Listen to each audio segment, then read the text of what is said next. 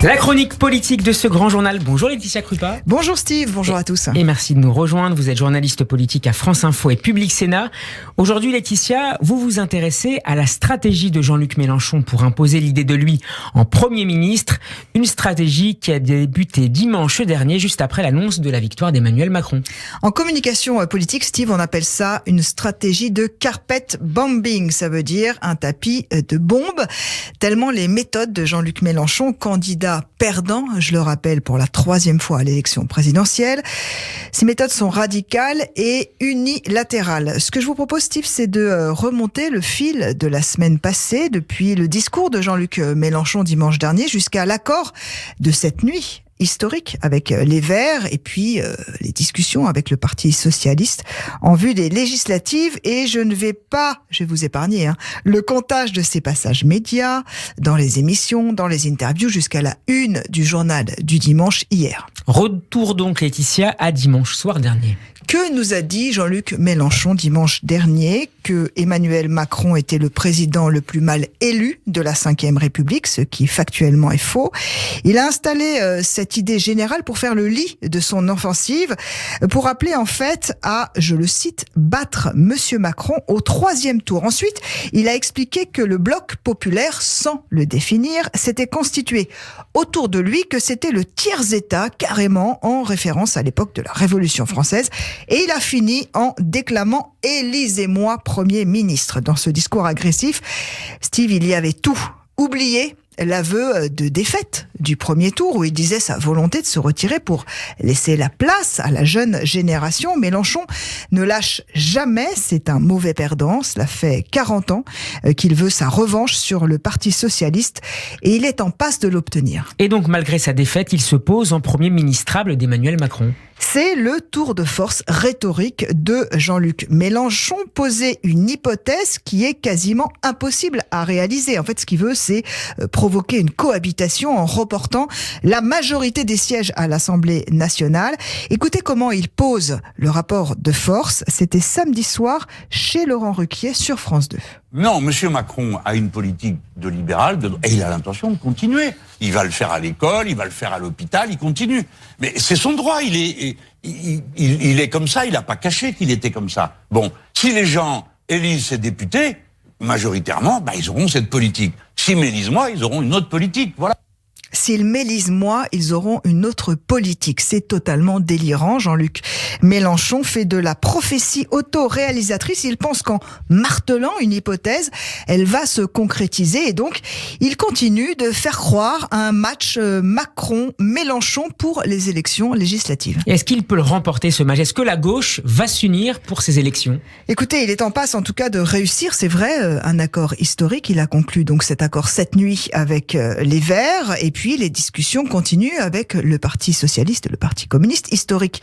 Pourquoi ? Parce qu'il ne s'agit pas d'un énième projet commun, Steve, mais d'une alliance autour des seules propositions de la France insoumise, notamment de désobéir carrément à l'Europe. Et il raconte comment il a réussi à convaincre notamment Olivier Faure. Vous l'avez vu hier, lui serrer la main pendant la manifestation du 1er mai. Il a raconté un peu les coulisses de leur discussion. De quoi vous avez peur? Si c'était vous avec qui je discute, voilà. D'accord? Qu'est-ce que tu crains? Tu crains quoi? Que si je suis Premier ministre, on va quitter l'Union européenne? Je te réponds non. Je le ferai pas. Et je te dis pourquoi. Et je m'engage. Mais si tu me dis, au nom de l'Union, tout ton programme que tu viens de faire adopter, tu te l'avales et on le fait pas, je réponds non. Nous désobéirons. Bon, dans le détail, Jean-Luc Mélenchon explique qu'il restera dans l'Union européenne, mais désobéira sur des points concrets, comme par exemple les retraites, le glyphosate. Il refait remarquer aussi que des pays comme, dit-il, l'Allemagne, la Pologne, la Hongrie désobéissent déjà, donc il n'y aurait aucun problème. Mais ce n'est pas sur ce totem de l'Europe que la gauche va vendre son âme, Laetitia. Ça sera plutôt sur la question de l'immigration et de l'islam. Oui, car Jean-Luc Mélenchon, finalement, ne franchira pas ce totem de l'Europe qui reste non négociable au Parti socialiste. Mais là où c'est plus flou, vous avez raison, Steve, c'est sur la question de l'islam. Vous savez que la majorité l'accuse d'islamo-gauchisme et lui reste droit dans ses bottes. Samedi soir, il a bien confirmé qu'il abrogerait les lois sur sur le séparatisme votée pendant le premier quinquennat. On écoute. Ma dernière question, si jamais vous êtes Premier ministre, est-ce que vous abrogez la loi sur le séparatisme qui a été votée par Emmanuel Macron ? Oui, bien sûr. Bien sûr. C'est une loi injuste, offensante. Pour lutter contre les islamistes ? Non, c'est pas une loi pour lutter contre l'islamisme. C'est une loi pour humilier des gens qui comportent des dangers inouïs. Toutes les associations de droits de l'homme ont dénoncé le fameux pacte, le serment qu'on devait faire. Tout ça est absurde. C'est pas comme ça qu'on combat politiquement. Que combattons-nous ?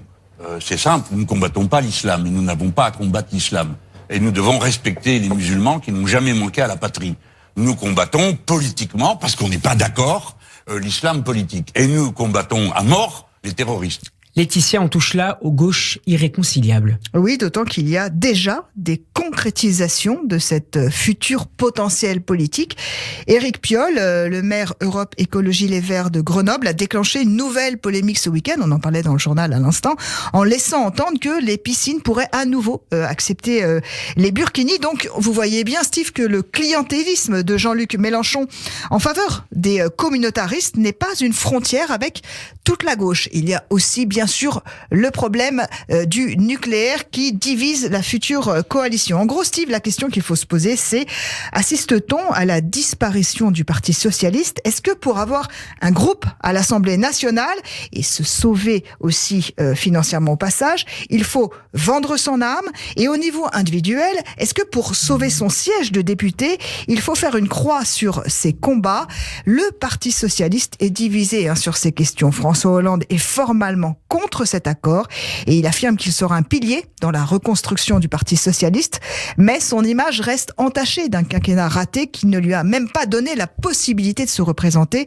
Lionel Jospin, d'un autre côté, dit, lui, pourquoi pas ? Olivier Faure, je vous l'ai dit, a serré la main de Jean-Luc Mélenchon et donc a déjà répondu à la question. Je vais conclure cette chronique sur l'idée générale.